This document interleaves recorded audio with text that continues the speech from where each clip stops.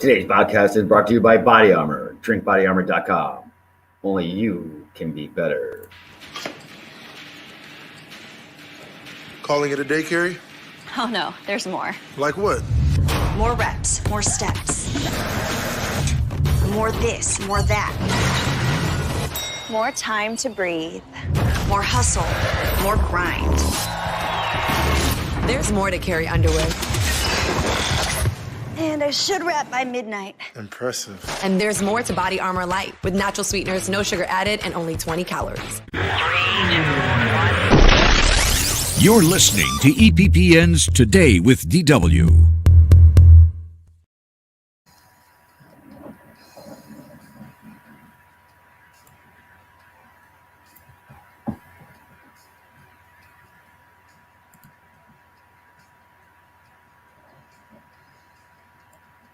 Welcome everybody to the Friday night edition of Today with DW. What is going on, everybody?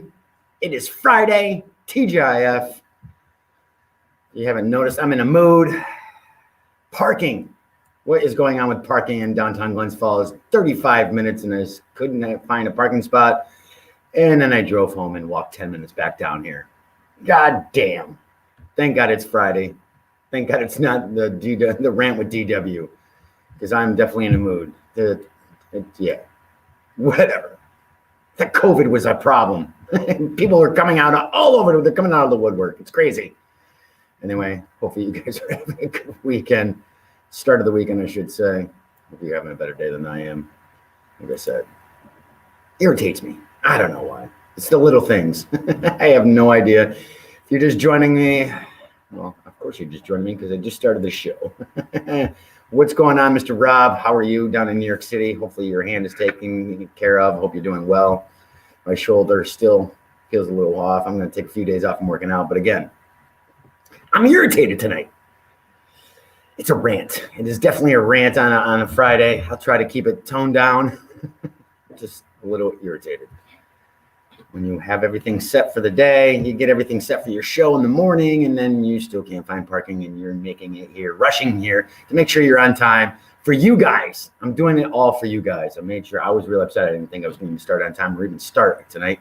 This will be the first time in weeks that I've had a full week of shows without any hiccups. And then finding out I get here, parking, come down to downtown Glens Falls, trying to figure out my parking. And I'm like, this is going to be great. It's going to be a first week without any issues, anything going on, and then I got to deal with this. And then there's idiot drivers. There's people don't know how to drive. There's people. Anyway, hopefully your day is definitely going better than mine. It's not bad, though. I shouldn't complain. I'm here. Got the show started right on time, and it's Friday. We got a huge show today. No Strange Tales today because we're going to be taking a long drive or a long visit into Food Town. And we got a new sponsor. We have a sponsor for Food Town. Can you believe it? Yes. One of our old sponsors has come back. One of my sponsors from Winging It with DW. If you go over to our YouTube page at Your Plug Podcast, you'll see that I've done a lot of chicken reviews. Very similar to Dave Portnoy, which I've from Barstool. We took it upon ourselves, myself and Tom DeSicchio, to do a wing review show. Really simple, really fun, really give back to the local community and wherever we travel. I mean, we've done some chains, we've done Domino's, we've done Pizza Hut, we've done Hard Rock, wherever I travel. But it's really about the local area from here, from Glens Falls to Albany, Saratoga. And we had a sponsor come in and said, hey, we want to sponsor your show and we'll give your listeners a discount on our products. I'm not going to tell you. You're going to have to wait. If you're familiar, then you know who I'm talking about. If you're familiar with my shows or some of the past advertising we've done with this sponsor, you'll know who it is. But if you haven't, you're just going to have to wait for Food Town. Like I always ask, what are you guys doing for the weekend? I know what one of our listeners is doing, cigars and whiskey. I'm jealous. I haven't had a good cigar in a long time. I used to have a friend come up. It's been a while. It's been a few years, obviously with COVID and what's going on. A friend from Miami come up and give me some Cubans. Real original Cuban cigars. Great. They were great. And I haven't seen him in a few years. I hope he's doing well. So I do miss a good cigar from now and here from now on. Listen now. But I haven't had a good cigar in a while. Rob, tell me what is a good cigar? Maybe something I could get locally, and we could do a virtual. What's up, Timmy? How are you, sir?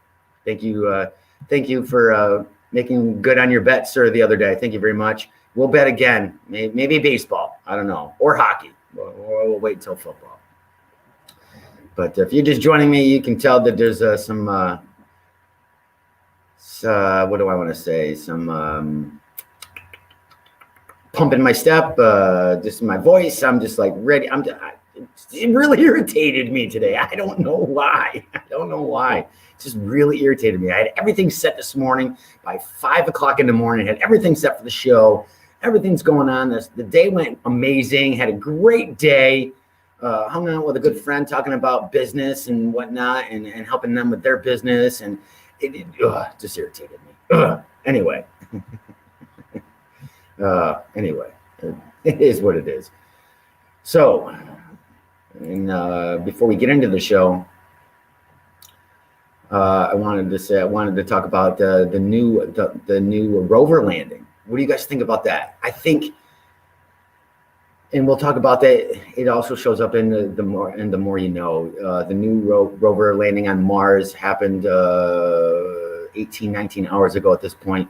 One of the most technological advanced rovers that we've ever seen.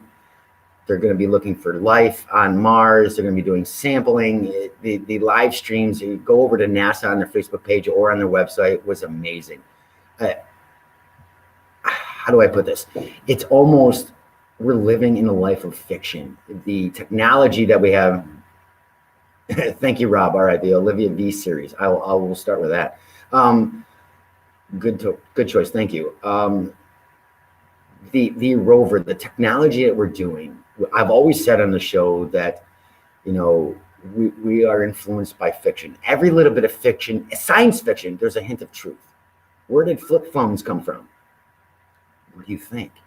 I could play you the Jeopardy music and you could think, but you got to know it's the original Star Trek communicators, the flip phones. That's where they came from. That we were influenced by science fiction. There's hoverboards now, flat screen TVs, Back to the Future. Those influenced the inventors of what we have now. And now this rover is amazing looking rovers, 25 cameras, multiple, and it's got jet propulsion. It's amazing. You guys got to go over there. I'm excited. I've been watching the live feed throughout the day. It's amazing to see what we've accomplished. And for the first time, this rover has microphones. Now, what I find funny about the microphones is that the air is very thin on Mars. So it's not like the rover can pick up something 10, 20, 30 feet away, because on Earth, the air is thicker. Obviously, that's how the sound travels. But with Mars, it's smoother, or it's not smoother, it's lighter. So sounds don't travel. So are we worried that the aliens or life is hiding behind a rock, that we're going to hear anything? I mean, I joke, but still, I think it's going to be cool to be able to hear what Mars sounds. And could we really find life? It's one of those things. I am not a conspiracy theorist. Some people still think that it didn't even land on Mars. It's out in Arizona. I mean, some people still think we never made it to the moon. I feel that we did. I feel obviously that the rover landed on Mars today, like it did, like the first one, the Odyssey, did a few years ago, and we'll talk about that in the more you know. But what do you guys think? Are we that pompous that we would be the only life in the universe? I mean, don't get me wrong, I'm influenced. Usually this is the pop culture edition with Louis Perry, and we talk about Marvel and DC and other pop culture movies and comics. But are we that pompous that we feel that that there will be no other life in the universe? I find it very odd. I feel that we are. We're not the only ones. I feel that I'll be honest, and you can call me crazy or whatever. I think we've already been visited. I really think that, there's something to be said. Like I said, every little bit of fiction, there's a hint of truth. And Roswell, Area 51, those things, I understand. Yes, it was a weather balloon. You give me all the excuses you want. But from the time of Area 51, or I should say Roswell, look at the advancement of technology. From that time till now, it's the second biggest movement we had besides the Industrial Revolution, where we advanced so much faster ever than before the Industrial Revolution till Roswell. We advanced so quick. I mean, our airplanes, the stealth bomber, all this kind of stuff. I really do feel that we have aliens. I think I don't know if we've necessarily communicated with them and they visit us per se. I do believe that, you know, the UFO sightings, some of them are real. My only problem is now, it's funny how there's been more UFO sightings like in the 80s and 90s than there is now, which makes me question the fact we all have cell phones, right? Yeah. We have more devices to capture video in our real lives. Like I said, again, cell phones with cameras and whatnot. And it seems like the sightings are lower. Where we would think that with the technology that we have that's in our hands all the time, we have many computers in our hands, that we'd be able to get more sightings.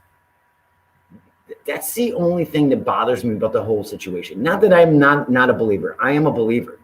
But you would think that would be more sightings, especially on social media now. Yes, there's been some out there, and yes, some of them have been debunked, and some of them are unidentified or unexplained. I was hoping for more.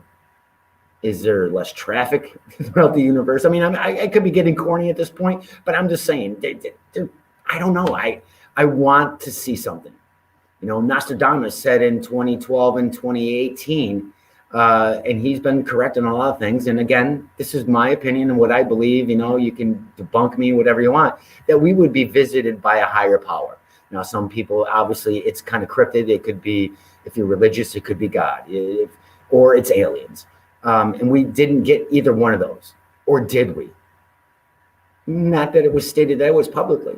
You know, it's been stated and through numerous documents that the government has had contact. I don't know if that's true or not. This is not going to be, you know, like a crazy episode here of conspiracy theories or whatnot. But the other thing is, for me, you know, what if aliens did show up? It's not like Independence Day. It's not like Close Encounters of the Third Kind. What would happen? What would you think would happen if it was publicly known? Not that we would have a movie moment where the U.S. president or any big official in another country is doing a press release with the Greys. And I use the Greys as an example because that is the most known or most recognized alien that we've seen or mentioned. Doing a press conference where, take me to your leader, we're going to coincide. But what do you think would happen if it was publicly known that aliens have been with us or have visited the planet, and it's publicly known? Now, there's been a lot of, there's been a lot of articles and a lot of statements being stated that if that was the case, that would destroy a lot of people's beliefs. Would it disrupt national governments? Would it make mass hysteria? Would it be an actual movie type reality where there's mass hysteria going, we don't know what we're going to do, oh my God, we're being invaded? Could the general public take the fact that we aren't the only one? Now, it's an unsaid thing, and everybody's like, yes, I'm a believer, like I say, and you could say you're a believer. But if it's there right in our face, could the general public actually take that? Put it in your comments below if you're watching the live feed. If you're listening to the audio, let me know in the comments after I put the audio version up. I'd like to know your thoughts on this. I personally feel that general public couldn't take it. I think there's many of us that could take it because we are believers. But again, I think the structure of our beliefs, whether it's religious, scientific, and obviously government-based wise, I think it would be mass hysteria. I mean, we're already going through a serious situation with COVID, and we've already seen the divide between friends on whether it's a mask, whether it's fake, whether it's real, just something like that. And I'm not saying that it's a small situation, but just put it in a realistic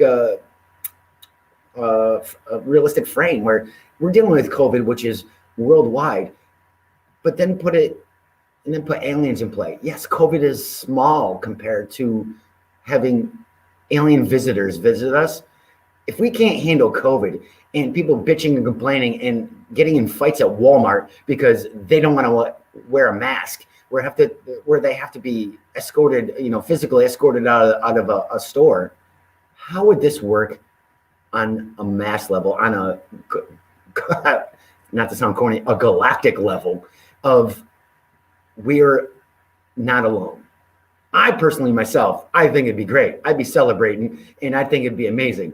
And it's not going to be, Independence Day or any other movies where they're going to come and destroy our planet, because it doesn't. I shouldn't say it doesn't work that way, but I don't think it would work that way. So I just don't think the general public would believe it. And of course, then there you're going to be the people that believe that we never made it to the moon, and that the new rover didn't make it on Mars. It's all a hoax. We've never traveled anywhere. We've not done anything. It's just a conspiracy bullshit. People, why can we believe this? Why can we not believe that we can be the only ones? Even if it wasn't intelligent life, what if it was a microorganism, or what, like we started with? That's how we started out. Yes, I'm not going to get into Darwinism and religious beliefs, but what if we did find it? Wouldn't that be amazing? How is that not amazing? How that kind of information is astounding, that we had actual proof, that we get actual proof that we're not the only ones, even if it's not intelligent life, but there's life elsewhere. How amazing is that? Again, even in our fictional stories, there's a hint of truth of everything. What do we have to say? Rob says, they would be nuts that will form a cult to the aliens, and there would be some people would become hyper paranoid and violence will ensue. I have to agree with you, Rob. I really do. Again, I always say there's a little bit of a truth in every fiction. The last Justice League movie, where Superman was called out as an alien. I know I'm going off now. Relax. Let me finish. In the scene where it was called out that he was an alien, he was prosecuted or persecuted. He is stronger than everybody. He can control. He could do anything in the world. He needed to be governed. But then there was other people, as Rob stated here. They formed a cult around this man, around Clark Kent / Superman, Kal, where he was, revered. He was worshipped. Rob has a point that there would be those type of cults. There's those type of cults now that do worship alien life and say that they have been visited, or they've been probed, or they've seen things. That's happened. So that's a great point, because would that escalate? Would there be factions where the factions would help disrupt the government, where they're worshiping these creatures? I'm not going to get into religious beliefs. If you look back, and you can watch Ancient Aliens on the Discovery Channel or History. I can't remember which channel it's on, where we've already been visited. Where ancient Egypt, how did they build the pyramids? How did they do the things they did? Where we can't do that now. We have more technological advancements and equipment to do it. We can't build a pyramid right now like they did, within millimeters of measurement. They had nothing that we have now, but we can't do that. It has been publicly stated that we could never build a pyramid like the pyramids that are in Egypt right now. I know I'm going off on a rant. I know it's supposed to be, before I get into the show, I always talk a little bit before I get too heavy into the show, but it's interesting what's going on, Buster. What's going on, Boo Boo? It's interesting to hear and see these things and be, how could we be naive, I guess, in a way where, again, if you don't believe in aliens, that's fine. We all have our beliefs, and we believe in one thing and believe in another. But again, every little bit of fiction, there's a little bit of truth. What's going on? What's up, fool? What's going on, Buster? Good to see you. Thanks for joining in on my rant about aliens and conspiracy theories. I just went off on I went off into left field, and I got more. I didn't lose anybody. I got a bunch of people more so. So maybe I should do a conspiracy theory / alien podcast. I mean, that's one of the things that I'm really into, and it might be because of my pop culture background and comics and whatnot. And again, like I said, Back to the Future gave us flat screen TVs. We have hoverboards now. There's something to be said about that. And again, since Roswell, our technological advancements have advanced so quickly. No more than they have quickly advanced. You believe you've seen them? Now, come on, Buster. Are you being serious? Because if you do, we'll have to talk. If you're serious about it, you're not being sarcastic. But anyway. Let's be open-minded. But again, Rob brings up a great point. I think there'd be international paranoia. But again, there will be the cults and, worshipping the aliens or whatever. Again, I don't think it'd be like Independence Day where they're going to destroy us or any other movies that you see out there. And it's definitely not take me to your leader kind of thing. I think we're close. I believe before I die, that we're going to get real public knowledge, not the blue book and not the Men in Black files that are publicly known and just kind of crossed out and redacted with sightings. I really do feel. George says, no, for real. I could tell you some stories. I've seen spaceships, not actual aliens. Cool. Come on the show. I mean, maybe I'll start a sideshow on that kind of stuff. But I really do believe before I pass away in my lifetime, it's going to be publicly known. It's not going to be, like I said, from the blue book. Go back, the Men in Black, there are real things, a lot of things in history. I think it's going to be a press conference. It's going to be something public knowledge. Again, it could cause mass hysteria. But I think we're going to know. I think we've already been visited. I really think the government knows. I don't think everybody in the government knows.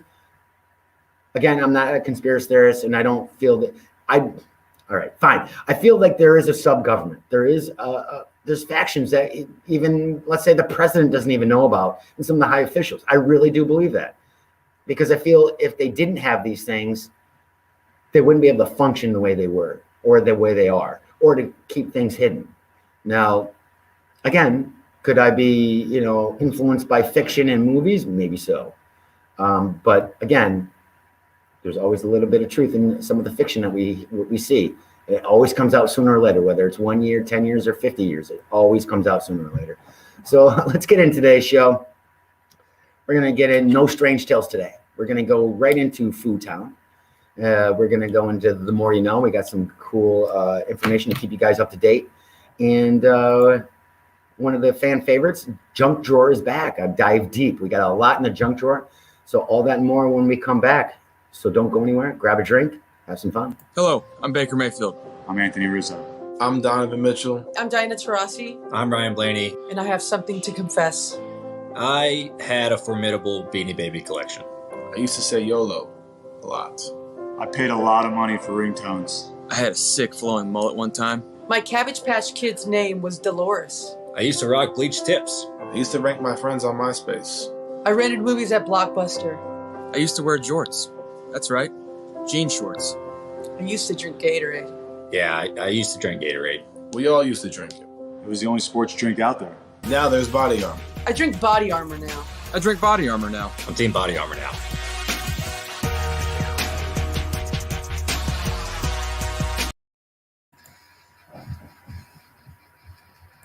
Welcome back, everybody, to the Friday night edition. If you hear it in my voice, yeah, I'm hyped. I'm hyped up because parking in Guns Falls sucks. 35 minutes to find a spot. I'm sorry. I'm all hyped up. And I got onto the UFO whole conspiracy theory thing. Anyway, it is the Friday night edition. Hope you guys are having a good Friday. Hope you got some drinks. Hope you enjoy the show. What do you guys do during the show? Now, I know I get a lot of people watching the show, but what do you do? I know it's 6:30, 7 o'clock when we start. I know Rob cooks during his show, or during my show, I should say. So I don't know. I mean, Food Town might inspire you. I don't know, but what do you guys do? Are you just sitting back? Are you watching on a tablet? You watch on your phone? I know a few people actually put me up on the big screen, on the big screen, on their smart TV, and kind of hang out and have a few drinks sitting on the couch. I like to know how you guys listen to the show while we're live. Now, I know what you're usually when it's an audio version, it's through your phone or mobile app or whatnot. But I'd love to know what you guys are doing while you're watching the show. And if you guys have any topics or anything that you want me to discuss or anything that you would like to see added to the show, let me know. Because as I said numerous times, this is your show. It's just as much your show as it's mine. If it wasn't for all you guys and the input that I get throughout since March 13th of 2020, I still wouldn't be here Tuesday through Friday. You guys make it awesome for me to come onto the show. So, like I said, anytime you want to interject, Rob's making beef bolognese. Oh, now I'm jealous. Now I'm hungry, Rob. Look at that. I'm now hungry. Now I'm jealous. And I'm sure I'll see the video of Rob's bolognese. He does similar stuff that I do. Where I take stills, he takes videos. He's doing the video a little bit better than I am. I haven't gotten good enough to do videos, so I take the stills of whatever I do. And usually, what I do is because of my great friends and sponsors over Every Plate. They send me something once, twice a month, and I push that. They send me awesome ingredients, very healthy. So I like to promote them as well. Obviously, they're a sponsor, and give you guys a little bit of a treat. I know some people complain about, oh, why all you do is post food. Who wants to watch your dinner or your breakfast? Who cares? It's not just for you. There's other people that it's out there for. So there you go. So we like to start every show off, as always, with a little bit of The More You Know. Today's The More You Know is brought to you by The Shirt Factory. Visit shirtfactorygf.com to see all their amazing shops. They also have a brand new event coming up this year. It's the 2021 Winter Meltdown Spicy Food Day, Saturday, March 20th at 10 a.m. Now, the admission is free. And as you listen to past episodes, you know that they have one of the biggest food truck corrals in upstate New York every Thursday, and that's starting in May, starting at 4 o'clock in the afternoon. Amazing food, amazing. Just, it's awesome. It's not like around the world, but kind of like around the world. I mean, it's tacos, it's macaroni and cheese. Yes, you can get your burgers, but then there's, ribs. There's amazing stuff. So what they're doing is they're moving it inside and focusing on keeping you warm with some spicy food. So check them out. We'll give you more information as we get it, who the vendors are that will be there and what they're going to be offering. Like I said, the admission is free and it's March 20th. And that's a Saturday. So let's get into The More You Know. 26 days until St. Patrick's Day. What are you doing on St. Patrick's Day? You know what I'm doing? Nothing. It's not one of the holidays that I celebrate. 29 days until spring. 44 days until Easter. 79 days until Mom's Day. You better get those presents ready. Just like on Valentine's Day, don't disappoint your mom. Definitely don't. 101 days until Memorial Day, 135 days until 4th of July, and lastly, 199 days until Labor Day. Today's national holidays. Not one of my favorite things, National Chocolate Mint Day. Never been a fan of chocolate mint. What about you guys? Are you guys, it's not my thing. It's not my thing. But anyway, the Aztecs and Mayans are given much credit for their ways with chocolate. And while chocolate was brought back to the Europeans, they were not fond of the dark, bitter beans. So they used more of a how do I pronounce that? Wow, I'm already having a hard time anyway getting in the show. And I'm still thinking about aliens and more mediocre purposes. As it was mostly consumed as a hot beverage, Europeans mixed mint, cinnamon, and other spices to make it more palatable. Over time, they added sugar, and the combination chocolate and mint became fashionable. Fast forward to the mid-1800s, when inventions and improvements in processes made it possible for confectioners to begin mass-producing chocolates. Even then, small candy shops only served to a small local public. Advertisements for mint chocolates or chocolate mints did not start showing up in newspapers until the turn of the century. Yeah. I mean, I'm not even a big chocolate fan. I got to be in the mood for it. It's also National Caregivers Day. Now, this year has been rough for everyone. In the medical field, doctors, nurses, especially caregivers that are taking care of everybody, are taking care of a person or multiple people on a 24-hour basis. They need, you know what? No, they need this.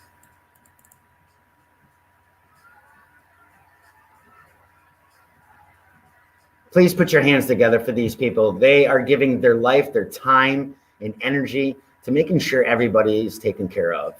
And especially during these times, especially with COVID, it's more important than anything.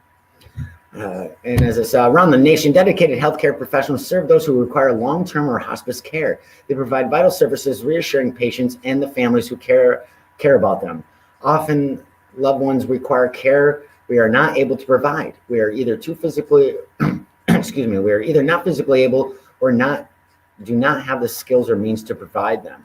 Expert caregivers are trained to provide round-the-clock services in safe environments. Their care enables the family to focus on their loved one's healing process. In hospice care, a caregiver allows the family to spend time with their loved one without worrying about medical responsibilities.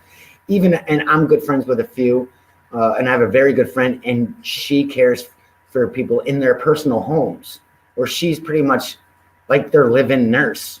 And it can be draining. She enjoys her job, but it can be quite draining.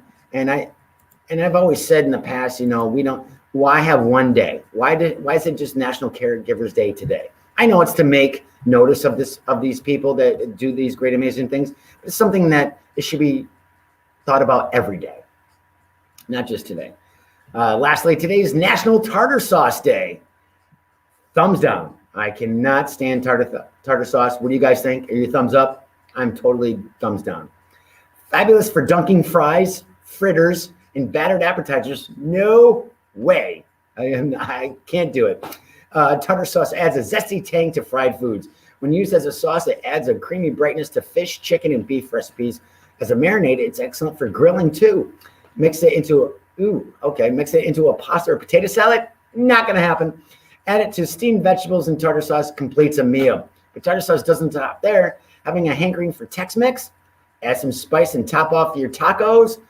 Our spring rolls on the menu. For sweet dipping, mix a little coconut extract into the sauce. Turn up the heat with wasabi. I do love my wasabi, but keep it fresh with chopped cucumber. For every season, from shore to garden, tartar sauce adds a versatile condiment to no matter where you are.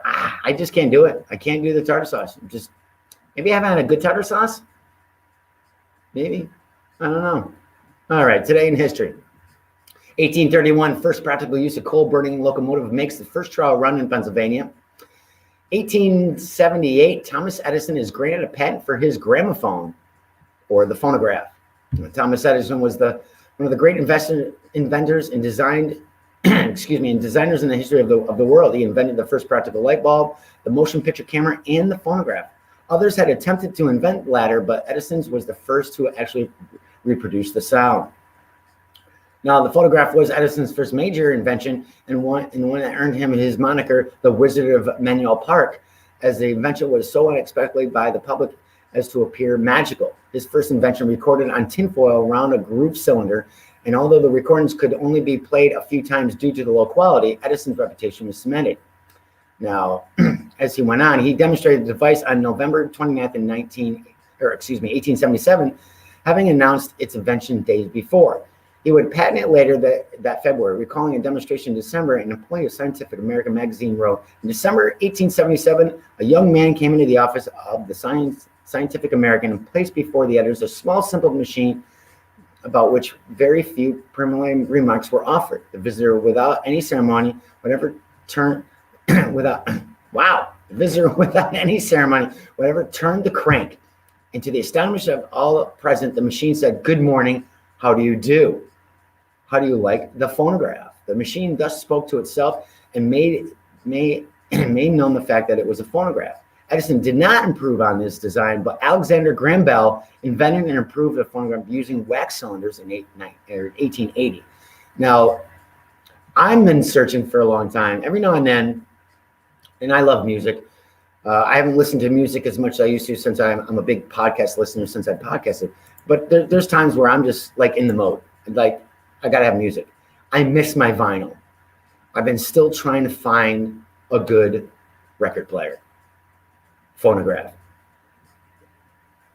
I'm trying to find old stuff. Like I'm trying to find antique ones because those are good with the tubes, really good, but they're pricey.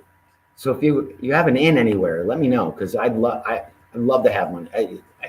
I love playing records. I have, I don't know, a couple dozen records. I'd love to play the records, and I miss that. There's something to be said that since the CD has come out, it's not the same. People think that you get better quality, but actually, I miss the little nuances that analog gives you. CD does not give you 100%. It gives you bits and pieces. It's like zeros and ones, zeros and ones. It's digital. So it doesn't give you all the little scratches or if you listen to, let's say, Led Zeppelin on an album compared to the same album on a CD, you don't hear the slide of the fingers on the guitar. You don't hear the little scratches, the little nuances that make the song what it is. I don't know. I'm going off on rants all day today. This is just what it is. Anyway, 1918, Typhoid Mary is freed from her first periods of forced isolation and goes on to cause several further outbreaks of typhoid in the New York area. Now, I did a little bit of research because a lot of you, now for me, the only way I knew about Typhoid Mary was from Daredevil. All right, stop. Don't be giving me any crap. But she is a Daredevil villain. Rob would know this, and some of you listening would also know that, yeah, she is a character, and obviously it's taken from real life events where she spreads disease. So I wanted to do a little research on this, kind of give you guys a little bit of a background. So Typhoid Mary, her real name was Mary Malone, also known as Typhoid Mary, was an Irish-born cook believed to have infected 53 people with typhoid fever, 3 of whom had died, and the first person in the United States identified as asymptomatic carrying the disease. Now, there's a few little tips here, a few things that you might not know about Typhoid Mary and what happened with typhoid. Now, Typhoid Mary, or Mary Malone, was actually the picture of health. Although she harbored the extremely contagious bacteria that caused typhoid fever, Malone never demonstrated any of its symptoms, like many do now with COVID. Does history repeat itself? Which include fever, headaches, and diarrhea. Immune to the disease herself, Malone was the first person in the United States identified as asymptomatic carrier of the pathogen. She denied ever having been sick with the disease, and it is likely she never knew she had it, suffering only a mild flu-like episode. The case is without parallel medical records. The San Jose Evening News reported in 1907, never has there been an instance as the present where a woman who never had typhoid fever should prove a variable germ factor. Now, obviously, nobody knew what asymptomatic was really back then, and how do you know you had it? And that's the thing. I mean, that's what she's become such a fictional character and through pop culture and mythology that she might have caused more than 53 deaths or 53 cases and only 3 deaths. She also, another little tip, she spread disease as a cook for very influential families. Like many single women who immigrated from Ireland, Malone found work in America as a domestic servant, perhaps giving her birth in a hamlet named Cookstown. So she came from Cookstown. She proved adept in the kitchen and cooked for some of the New York City's most elite families, where most of these elite did get sick. So going through this, trying to track her down as people were getting sick, nobody knew it was her. Now she is a cook and whatnot, so she's spreading the disease. A sleuthing sanitary engineer tracked down Typhoid Mary. When 6 members of wealthy banker Charles William household contracted typhoid fever while vacationing in Long Island's Oyster Bay in the summer of 1906, the Tony Playground of New York, rich and famous, and home of Theodore Roosevelt's summer away house, was taken aback. Typhoid fever was viewed as a disease of the crowded slums associated with poverty and the lack of basic sanitation.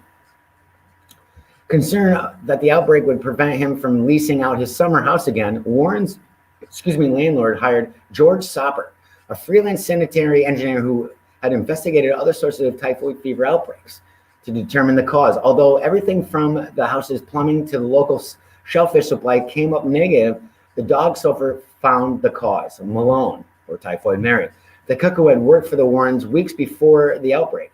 Sofer researched Malone's employment history and found that 7 families from whom she had cooked since 1900 had reported cases of typhoid fever, which had resulted in the infection of 22 people and at the time in the death of 1 girl. Guys, like Batman. So everybody's wondering how did it actually happen? I mean, obviously she cooked, but there's other combinations. So they're saying a combination of peach ice cream and Malone's poor hand washing likely sparked typhoid fever outbreaks. Doctors theorize that Malone likely passed along typhoid germs by failing to vigorously scrub her hands. That's why they say wash your hands when COVID came out, before handling food. However, since the elevated temperatures necessary to cook food would kill the bacteria, Soper wondered just how Malone could have transferred the germs. He found the answer in one of Malone's most popular dessert dishes, ice cream with raw peaches cut up and frozen within the ice cream. I suppose no better way could be found for a cook to cleanse her hands of microbes and infect a family. So, which is interesting. We'll also see that some people have helped her have her freedom. She was isolated for years, and we'll get into that. William Randolph Hearst may have bankrolled Typhoid Mary's suit for freedom. Based on Sofer's sleuthing, as we talked about just above, the New York City Health Department took Malone into custody in 1907 and placed her into forced confinement inside a bungalow on 16-acre North Brother Island off the Bronx shoreline, with only a fox terrier as a companion. I never had typhoid in my life and have always been healthy, Malone wrote. Why should I be banished like a leper and compelled to live in solitary confinement with only a dog for a companion? I'm with test results for a private laboratory that came up negative. Malone in 1909 sued the health department for freedom, but the New York Supreme Court denied her petition. Where did Malone get the money to hire a lawyer and pay the legal bills? Well, Levitt says speculation has fallen on a newspaper magnate, William Randolph Hearst, who had done so for other people whose stories interested his newspaper's readers. In 1910, new health commissioner Ernst Lendray agreed to release Malone if she pledged never to go back to work as a cook. Now, as she was eventually released, she did break her promise and she went back to the kitchen. In 1915, an outbreak of typhoid fever on Manhattan's Sloan Maternity Hospital struck 25 workers and killed 2. The epidemic was traced to the hospital's cook, whom the staff nicknamed Typhoid Mary. Little did they know that it was actually Malone, who had taken the assumed name of Mary Brown. The health department had lost track of Malone after her release, during which time she cooked in hotels, restaurants, and institutions. After her capture, Malone was once again confined to North Brother Island. Now, you want to know how long she was confined? Because this is crazy. She was she was confined for 26 years in forced isolation. After her second apprehension, Malone spent the last 23 years of her life as a virtual prisoner in forced isolation, adding to the 3 years from her first stint on North Brother Island. Although hundreds, if not thousands, of asymptomatic carriers have been identified walk the sidewalks of New York freely, Typhoid Mary alone lived exiled in a large part due to the public opinion that turned firmly against her after her failure to stay out of the kitchen. She was fated to cook only for herself until her death on November 11, 1938. How crazy is that? It's the health board can arrest you. I just find it very interesting, and maybe we should learn from our mistakes and maybe from history. That's why maybe it's the more you know.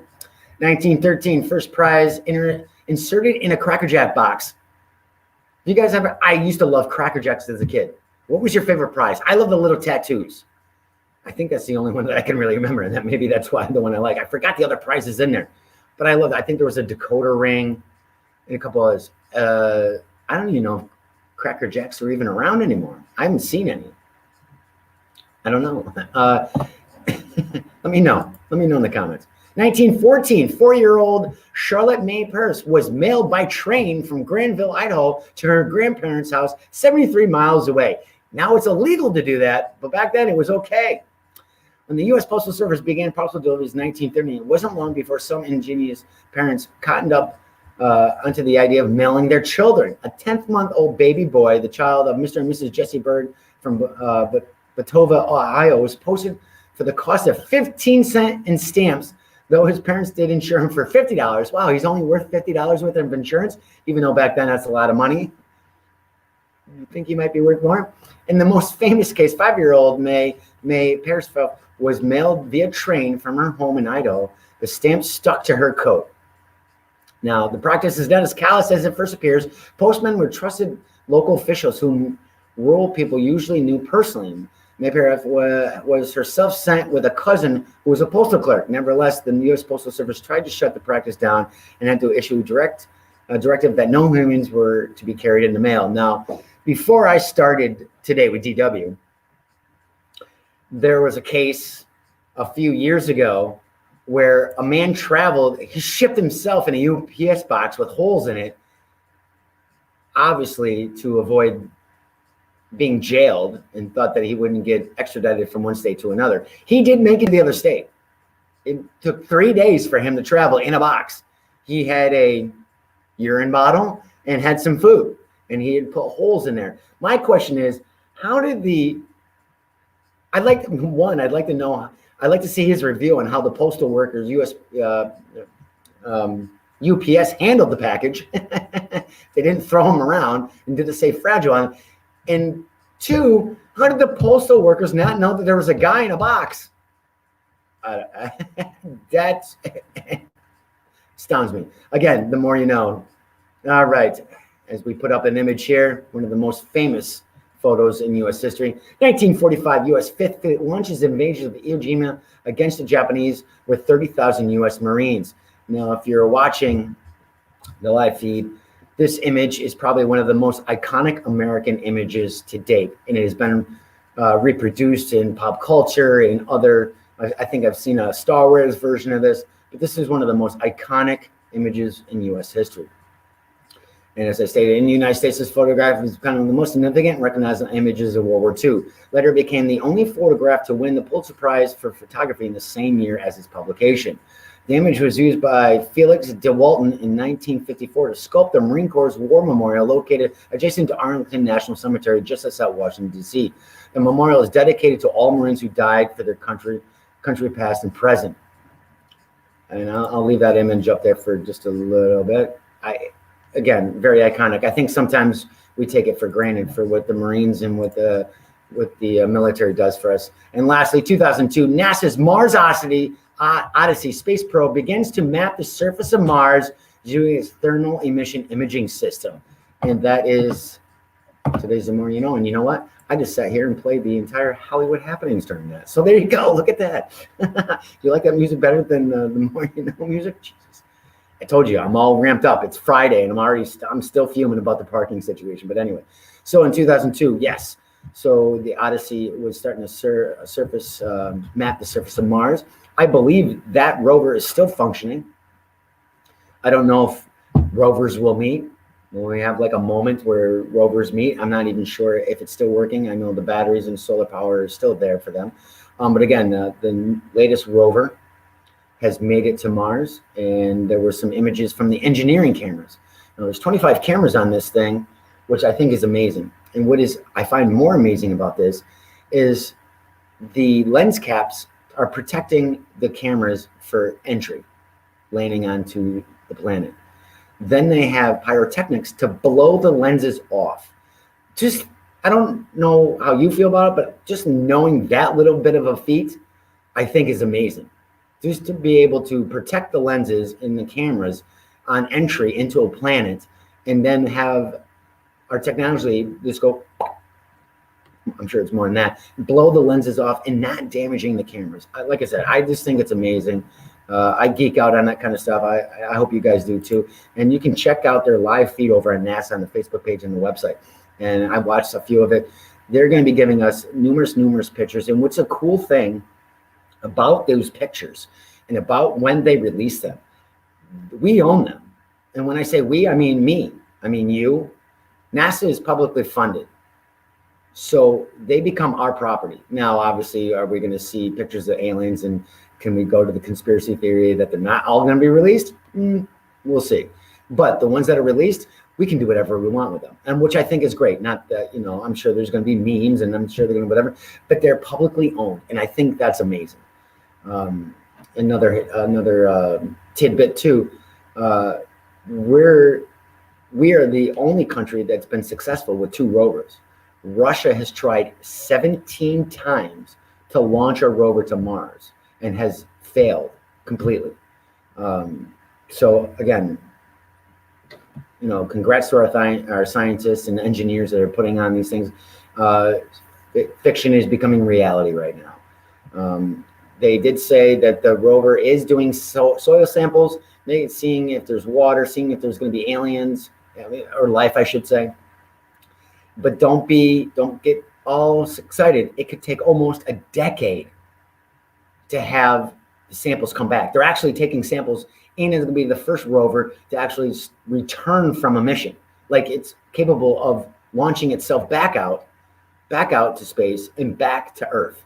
But that will take almost a decade between research with stats and figures and whatnot. They're saying it could almost take a decade. So who knows? Will we see aliens? Do you want to see aliens? Let me know. Let me know in the comments. Yeah, I'm hot. I'm hot. I want to see aliens. I know personally I could accept it. It wouldn't ruin my belief in the government or mass hysteria. But again, I don't know if my other friends would feel the same way. Again, there's religious people out there that, not to get into serious things, that could ruin your belief system in God or Jesus or Buddha, whatever your religion may be, that maybe they were aliens. That could be the situation. So who knows? We'll see. I'm happy for it. I want to see it. I like I said, I believe in my lifetime we're gonna see something. So we're gonna take a short break from one of our major sponsors. It would be Body Armor. And when we come back, we're gonna go take a little trip into Food Town, and then dive into the junk drawer on this Friday evening. Thank you for joining me on Today with DW. Don't go anywhere. Fill your drinks. It's gonna be a fun episode.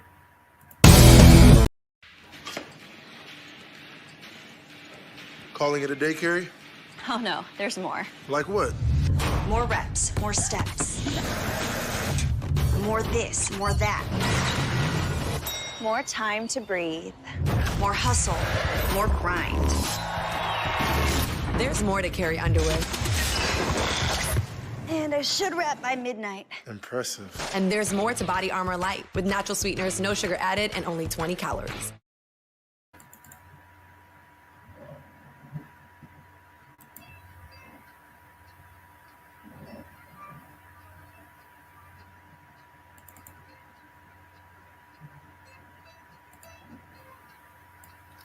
Well, when you hear that music, you know exactly where we're going. Take a few steps, get up, take a few steps, turn left, turn the corner, see the guy in the poncho named Hank, and you have entered Food Town.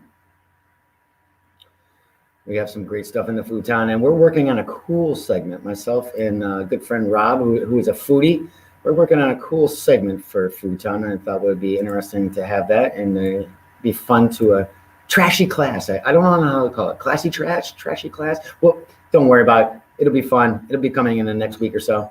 But anyway, Krispy Kreme launches Mars Donut yesterday in honor of NASA preference of rover's Martian landing. See, everybody's getting on and involved in this. Krispy Kreme is commemorating the historic landing of NASA's preference rover on Mars with a special donut. The Mars Donut looks like the red planet, will only be available Thursday. Actually starting to be available Thursday while supplies last. It's filled with chocolate cream dipped in caramel icing with a red swirl and has chocolate cookie crumbs on top. The Mars 2020 preference launched July 30th on an Atlas V541 rocket from Cape Canaveral Air Force Station in Florida. It will land on Mars as it did yesterday in the planet's Jezero crater after traveling 293 million miles. The rover is carrying names of near 11 million people who participated in NASA's Send Your Name to Mars program. How cool is that? Did you guys get the donuts? As I believe some of the supplies I think some area Krispy Kremes. We don't have a Krispy Kreme up here. I do love a good donut. I wish we had Krispy Kreme up here. But anyway, let me know if you guys tried it or not. Applebee's launches virtual restaurant for chicken wings. Now, you know, I want to say I'm a connoisseur of chicken wings. Well, I'm not, and I hate the word expert. I hate being, connoisseur. I guess I'm a connoisseur of wings. I won't say I'm a wing expert because, for me, the word expert means you stop learning, and whatever you are, I guess, an expert in, whatever your field is, the meaning expert means that you just stop learning. For me, I feel when you're an expert, like I said, somebody's like, oh, you're an expert in social media, you're an expert in website. No, I'm not. I'm always constantly learning. I just don't like being called that. But anyway, so I'm a wing connoisseur. So anyway, they launched their virtual restaurant for chicken wings. Applebee's is launching a new online-only brand. The main menu item, Cheeto-flavored wings. I'll let that sink in for a minute.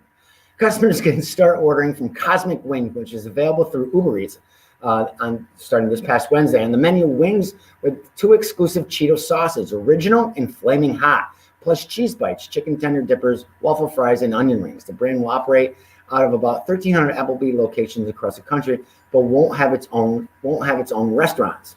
Casual dining chains like Applebee's, which have suffered even more than some over restaurants during the pandemic, have been experimenting with virtual brands as a way to boost sales and make use of well-equipped kitchens at a time where people are ordering just delivery or to go. Sales at Applebee's restaurants opened last year fell 13% in the third quarter of 2020. Applebee's has already tried out similar concepts called Neighborhood Wings by Applebee's, which was introduced in the spring. Applebee's is winding down the concept as it introduces the new brand. So, first off, why do we have to mix Cheetos with wings? But anyway, their Neighborhood Wings was our first foray in a virtual-only menu. One of the CEOs for Applebee's said, "We learned a lot. One of the big learnings was that we had to offer something exclusive and popular." PepsiCo, which owns Cheetos, and Applebee's developed the recipe for Cheetos wings together. The idea for the item started before the pandemic. The timing for the launch looks good. They stated comfort foods that travel well, like wings and pizza, have been selling well during the pandemic. Consumers are also reaching for nostalgic snacks like Cheetos. No, really? Put the Cheetos in this. Anyway, PepsiCo launched a Cheetos mac and cheese product over the summer, and last year Cheetos sales grew by double digits. And really? So junk food has increased because of the pandemic. Interesting. You know what? I do have an Applebee's here. Should I do a winging it with DW? We haven't done anything during, or I shouldn't say post-pandemic because we're still in it. I haven't done anything since the pandemic, just because of the pandemic and going to restaurants. Should I do a winging it with DW by ordering these Cheeto-flavored wings? Let me know in the comments. I'll do one. We'll call Tom, and they're to go. We always do them to go anyway. If you look, go over to Earplug Podcast's YouTube page and watch some of my winging it videos. Check out, we did 2 chains. We did Domino's and Pizza Hut. You might want to watch those 2 first. I'm just saying. But anyway, it is part of food time. Anyway, restaurants to go alcohol sales could become permanent. Guess what state this could be in? You got it, Florida. Florida restaurants would be able to sell alcohol for takeout and delivery under a bill approved by Senate Committee Tuesday that would make a permanent suspension of rules that government allowing during the coronavirus pandemic. Now, when the coronavirus hit New York State, in the beginning, State Liquor Authority allowed restaurants to do to-goes of all alcohol beverages. Usually you have to have a catering license or a cabaret license, as it was called, to be able to sell 6-packs. So if somebody came in to, let's say the bullpen, and they wanted to buy a 6-pack of beer, they couldn't do that pre-COVID because they didn't have a cabaret or a catering type license. Because of the pandemic and because there was no inside seating, they released that and said that you could sell whatever, mixed drinks. There was bottles being sold. I'm not sure why you would want to buy a bottle of vodka or anything else at a bar, considering the markup when liquor stores were deemed essential. But anyway, you could buy, you wanted 6 margaritas with your tacos. You could do that. Literally, you could do that and go. Open container law was supposedly whatnot. unsaid. It has tightened up a little bit, but again, we'll see what happens. Governor Ron DeSantis signed an executive order last year allowing alcohol to go to help restaurants that were losing business as people stayed home and capacity restrictions were enforced. While DeSantis has since lifted the capacity limits, he has expressed support for allowing the business to continue takeout and delivery of cocktails, wine, and beer. COVID-19 has created tremendous stress on the restaurant industry, he said. The current executive order has been a lifeline. It has helped restaurants accomplish the goal of being successful while also providing convenience for consumers. The bill would limit alcohol to go. See, it's weird how it's written. The bill would limit alcohol to go restaurants whose sales are at least 51% of food. Containers would have to be sealed and placed in a locked compartment on the back or the backseat of a vehicle out of driver's reach. Well, that's good. But again, it's Florida. We all know about Florida men, right? Here we go. We've talked about this before. This is the biggest war since World War II, I think. Burger King will replace its chicken sandwich as competition grows fierce. We've been talking about the chicken wars now for a long time as major fast food restaurants, including McDonald's, Burger King, Wendy's, and whatnot, feel that the hamburger itself, is a waning item. It's dropping. It's going down. So they're really pushing chicken. Technically, it is healthier. Obviously, I know it depends on how it's cooked, and I get that. But technically, it would be a little bit healthier. So everybody's jumping on, competing with Chick-fil-A, who is I shouldn't say the originator, but they really did mass marketing, and they're the ones to beat right now. Burger King doesn't want to come out a loser in fast food's chicken sandwich wars, so it's planning an upgrade. The chain said this past Wednesday that it is replacing its current spicy chicken sandwich with a new hand-breaded version. Bullshit. I'm calling bullshit on the hand-bread. The new product, which comes in original or spicy, is made with a savory signature sauce and served with pickles on a potato bun. Why do you have to put pickles on chicken? What is that a thing? I understand we're in Food Town and I'm open-minded, but pickles and chicken, I just don't get it. All right. Competition in the chicken sandwich space is fierce. Following the wild success of Popeye's chicken sandwich launch in 2019, restaurants across the country have been launching or improving their own version of the product. Now, obviously, with Chick-fil-A, Popeyes was pretty much one of the first, and then obviously Chick-fil-A really bumped it up. I mean, Chick-fil-A definitely was the first. McDonald's had their own chicken sandwich. McDonald's, which is hyping its product with hoodies and other swag, is rolling out a trio of crispy chicken sandwich this month, which we reported on a few weeks ago. Others like Wendy's, which we're going to talk about, and KFC have also launched new products. Now, KFC's the chicken king, you would think. I mean, they are the originator of the bucket and chicken sandwiches. Chicken has been identified as the opportunity for growth across the industry, with chicken almost twice the size of beef globally and growing at a faster rate. We expect competition to heat up in 2021. Now, we're going to go right in this. The war's still going, everyone. It's still going. It's popular what's popular in Asia? Chicken and pickles. Really? Interesting. That's good to know. Thanks, Rob. Wendy's launching a jalapeno popper chicken sandwich. Here we go. Another person going into the chicken wars. If you thought the chicken sandwich wars were over, you would be wrong. Instead, they're only heating up. And now Wendy's is bringing the heat to the battle with some spicy brand new menu items. Beginning on Friday, Wendy's is rolling out the jalapeno popper chicken sandwich and the jalapeno popper chicken salad, both of which feature, as the name implies, the flavors of the ever popular appetizer jalapeno poppers. I'm not into the spicy chicken. I like my chicken breasts. I like it breaded. I hand bread mine with my own seasoning. I'm not a big, even though I just said I do wings, but jalapeno poppers aren't my thing. The jalapeno popper chicken sandwich is described as Wendy's iconic spicy chicken filet topped with creamy jalapeno cream cheese, 3 slices of applewood smoked bacon, and a warm cheddar cheese sauce. And guess what? No pickles. Additional features include jalapeno slices, pepper jack cheese, and a premium bun.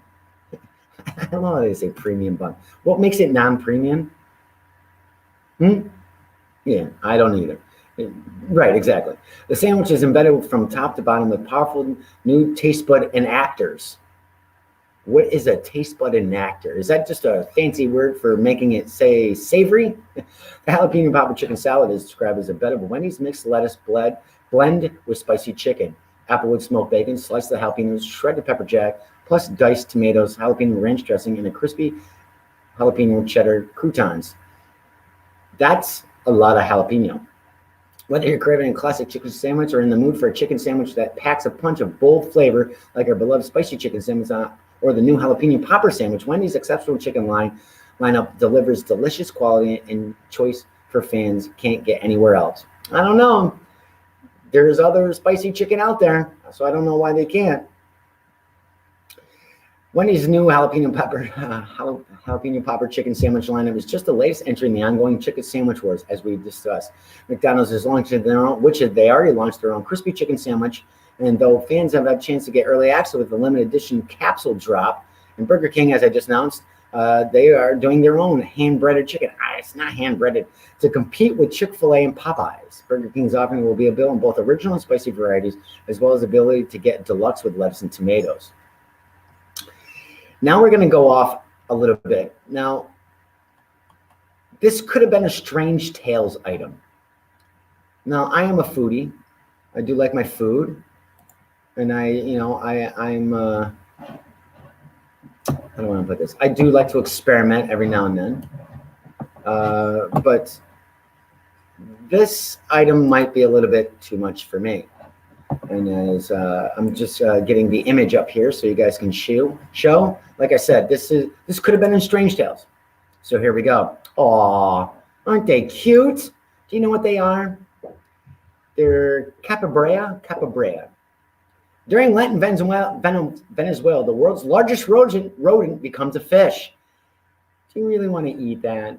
This is why I put it in there, because it is Food Town, and we're not biased. We make, there's no exceptions here. So sometimes between the 16th and 18th centuries, a Venezuelan clergyman wrote to the Vatican with a special request that they had discovered an animal that lived in the water, had webbed feet, and tastes like fish. With Lent approaching, and they asked the Vatican to grant the animal the status of fish, so they might eat during the upcoming days of meat-free fasting.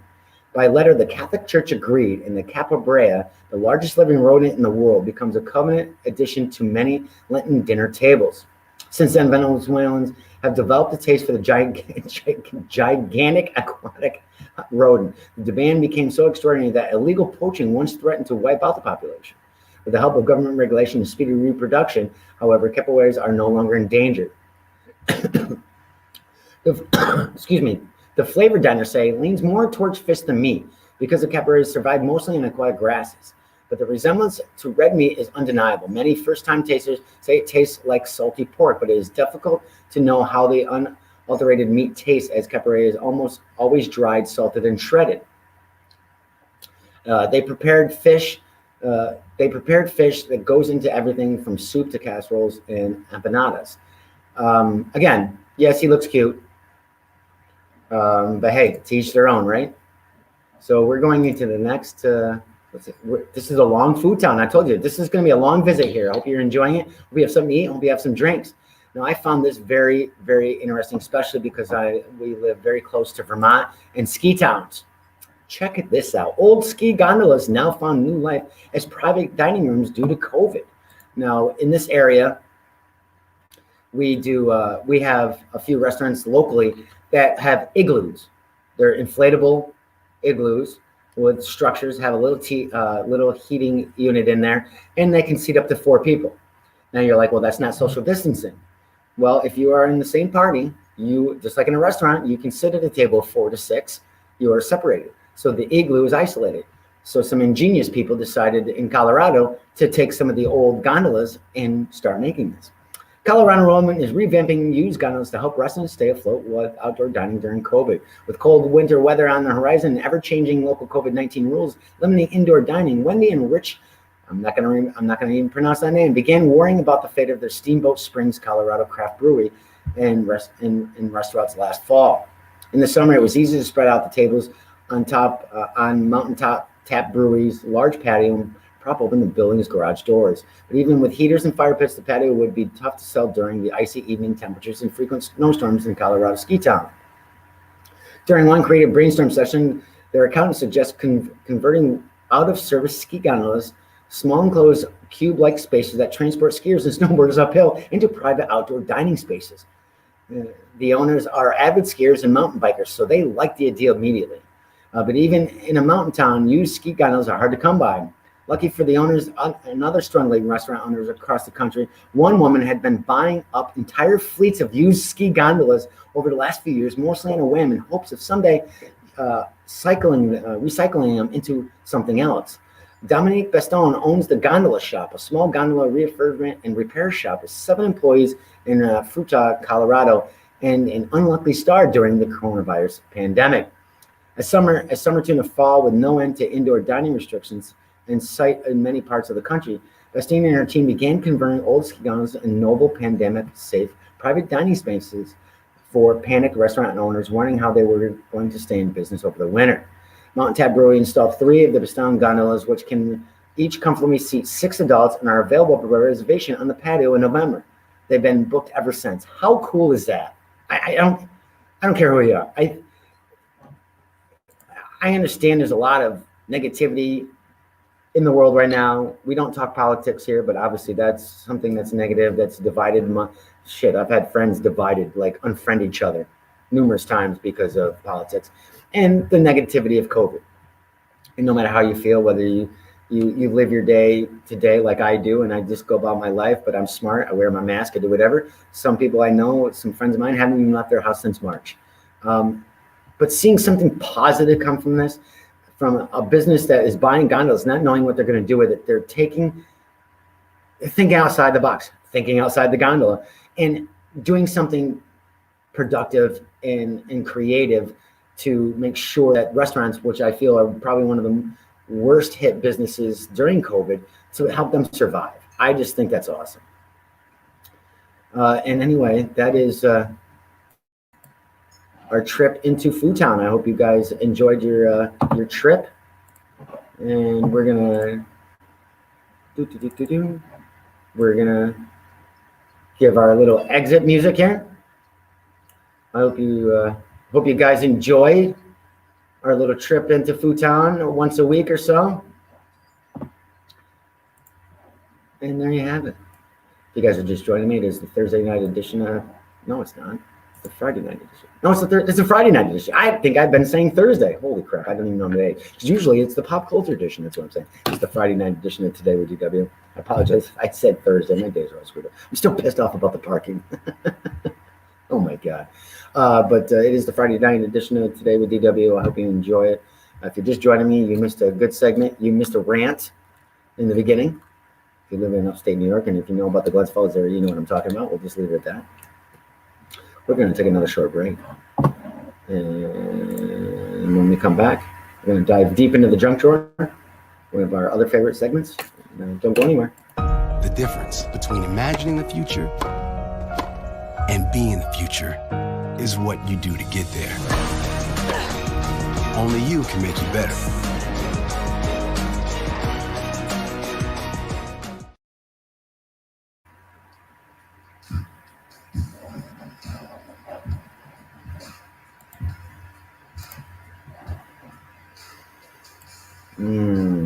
Thank you for not leaving. I'm glad you stayed. It is the Friday night. I was just going to say Thursday. It's the Friday night edition of Today with DW.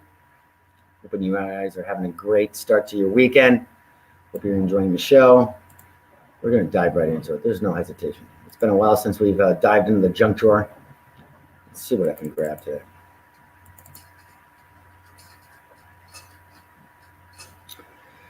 So we know that Texas got hit hard, pretty hard. I think we have a couple things in here in the junk drawer for Texas. Oh, maybe not. Maybe not. Let me check here. No, we do not. But I reported on it yesterday. I apologize. But Texas definitely been hit. State of emergency with 4 to 6 inches of snow, but temperatures, power outages, and all of us up here in upstate New York are like, really? Come on, really? Are you kidding me? That's nothing for us. Well, when's the last time Texas had snow? I mean, I reported this here. Desert had snow too for the first time years ago. So, back off, everybody. But anyway, more than 4,000 cold, stunned sea turtles are rescued from freezing Texas waters. Volunteers are racing to rescue thousands of cold, stunned sea turtles off the coast of Texas as a record-breaking deadly winter storm drops temperatures below zero. Conservation group Sea Turtle Inc. told CBS News on Wednesday morning that it was already rescued over 4,000 turtles, reaching capacity at its facility in South Padre Island and sending overflow to the city's convention center. Now, why I reported this, and let me see if I have this. I should have this. Yes, I do. Now, let's get that up right now. Why I reported it, not only do I think this is amazing and that people are definitely going out of the way for this, is the fact that they were running out of space. So this is one woman's car. They're putting giant sea turtles in their cars to transfer them to another offline site, and besides the actual center. Excuse me.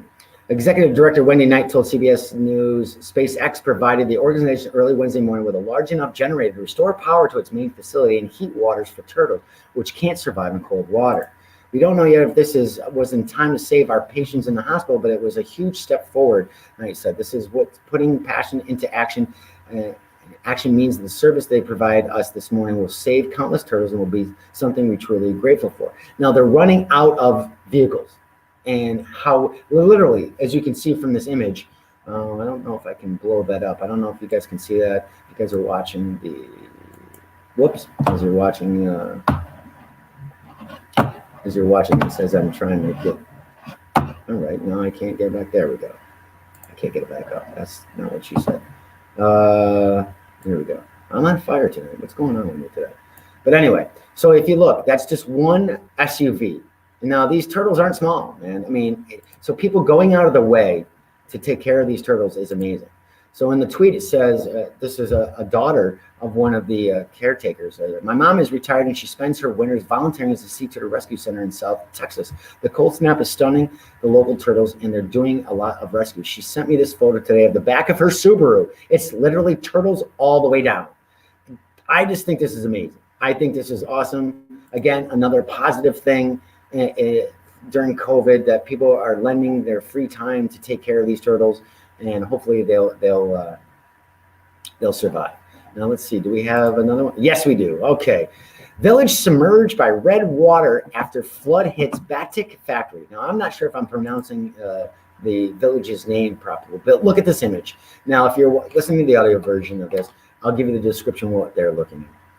A surreal blood-red river inundated the Indonesian village of Jago after floods hit a nearby batik factory on Saturday, causing a frenzy on social media.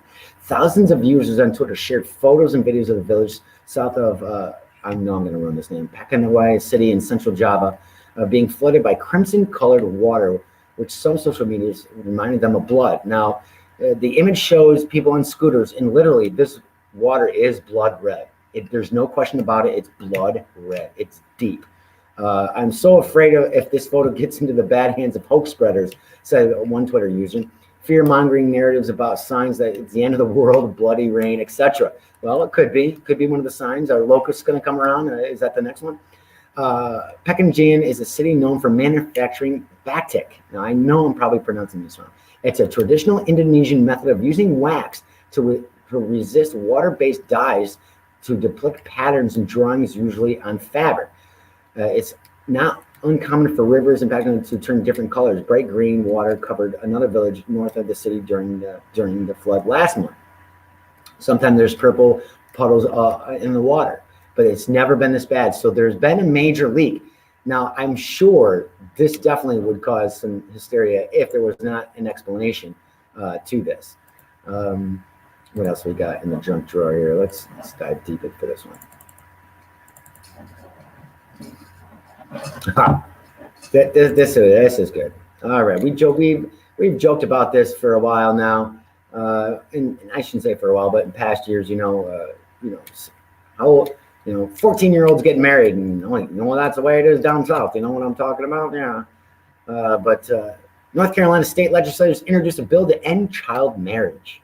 Now, I just joked about Alabama. I believe in Alabama and some of the southern states, it is legal for you to be married at 14. So state legislators in North Carolina are seeking to raise the state's minimum age from 14 to 18. The companion bills were introduced in both chambers on Monday, aimed at amending laws that have not been updated for 2 decades.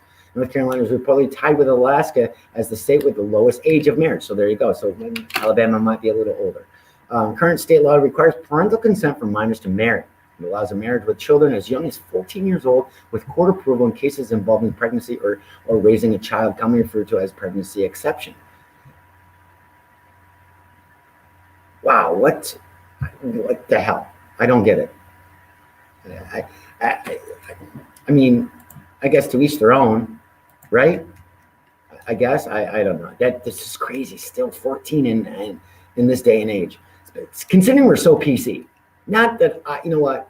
To each their own. I am not one to be judgmental, but again, 14, you have your entire life. Yes, I'm pregnant. Yes, I know stuff happens, but that's crazy. So, further say, however, some marriages have reportedly involved girls as young as 12. Almost 4,000 marriage license applications involving minors were filed in half of North Carolina counties between 2000 and 2019, meaning upward of 9,100 applications were likely submitted statewide during that time.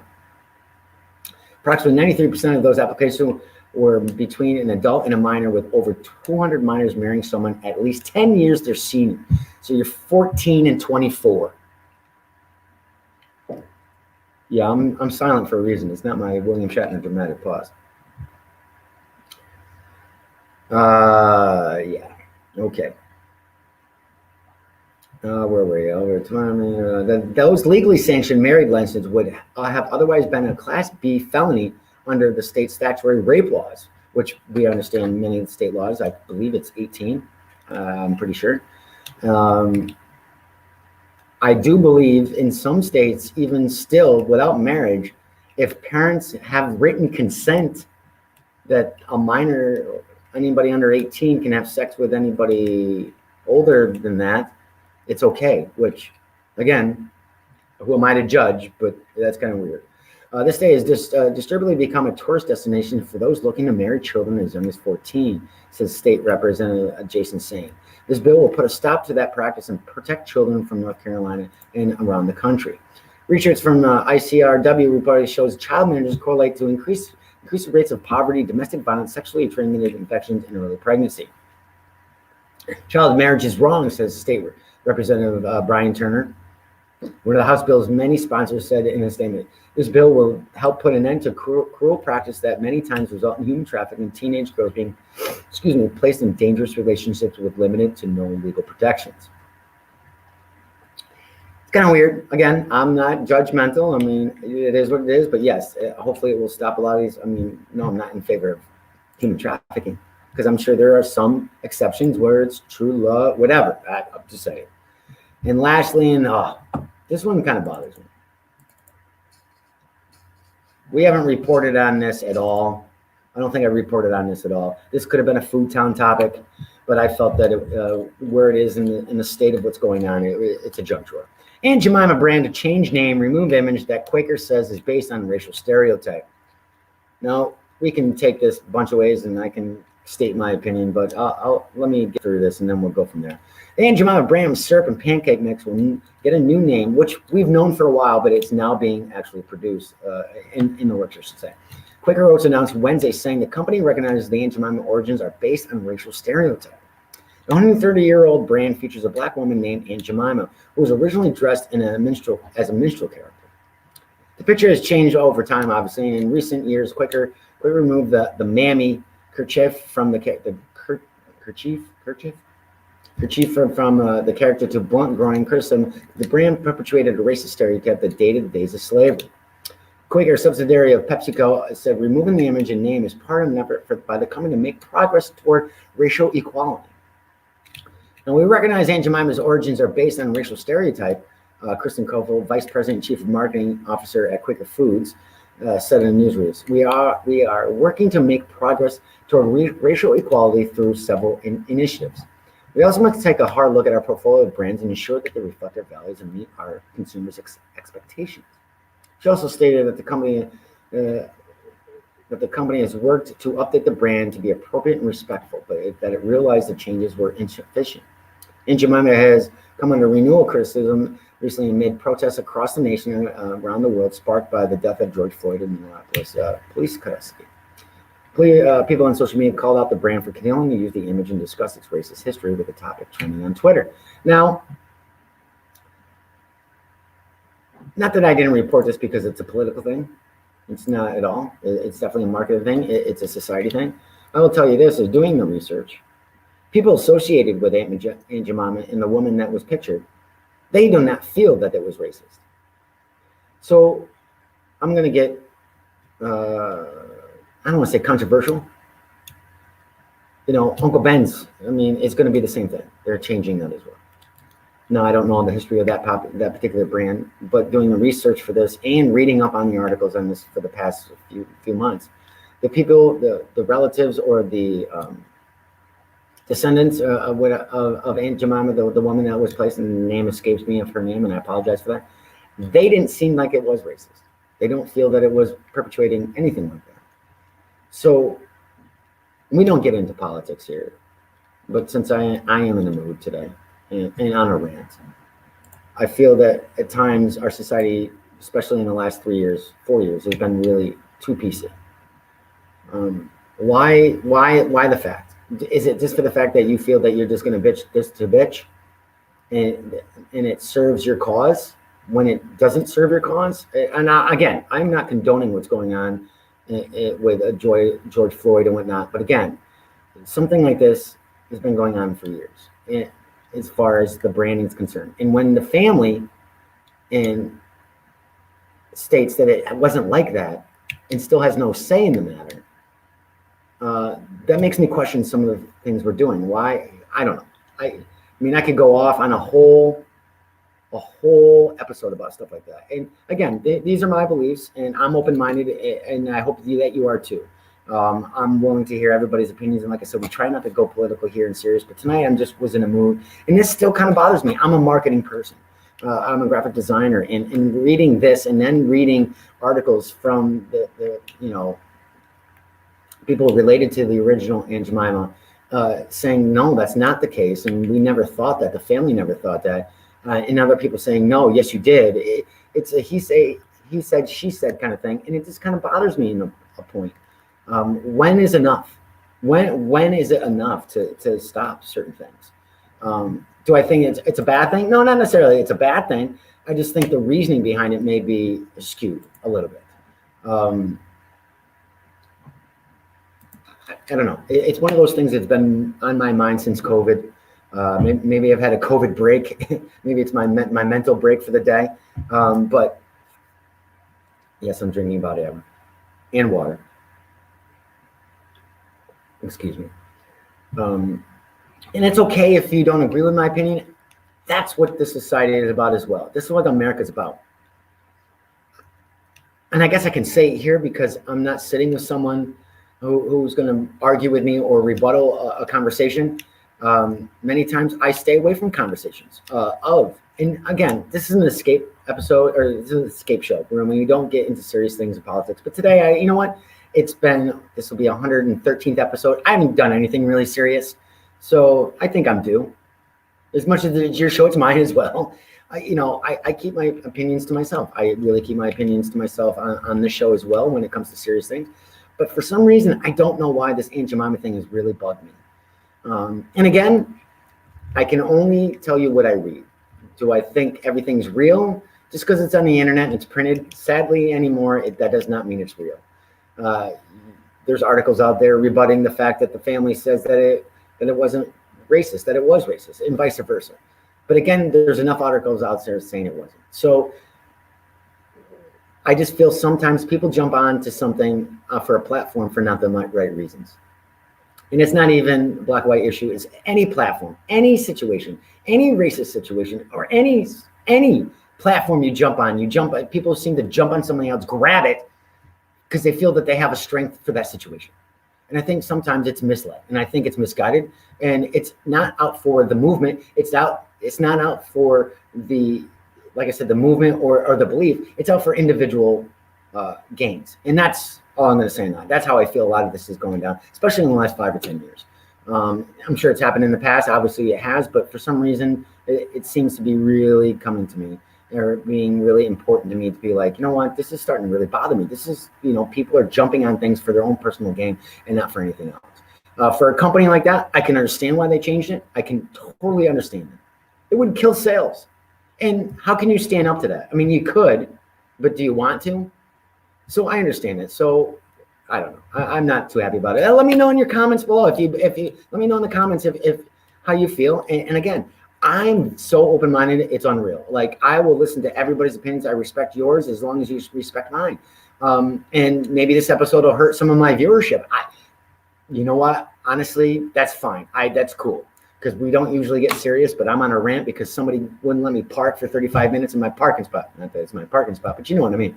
But anyway, well, you guys got an hour and a half episode tonight. I hope you enjoyed it.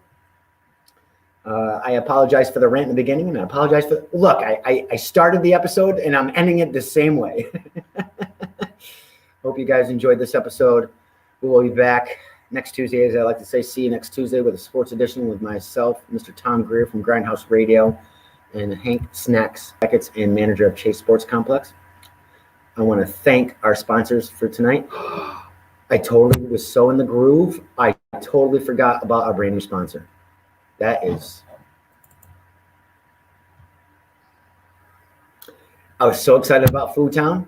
I forgot about our brand new sponsor for Food Town. I like I told you, if you guys are listening, you know I'm in a mode. You know that this is not usually me. I'm like, I got blinders on. I'm going out to make sure my car's still parked in the parking lot. This shit's going on. But anyway, before we go, brand new sponsor for Food Town. Let's get the music in there to get the feel. Brand new sponsor, not new to me, but new to the segment. Jay's Wicked Gourmet Barbecue Sauces. Go over to jayswicked.com. Check out all their amazing barbecue sauces and their small town local. Now, they're not local to me. They don't wear masks, but they're local. Jason and his wife Shannon are amazing.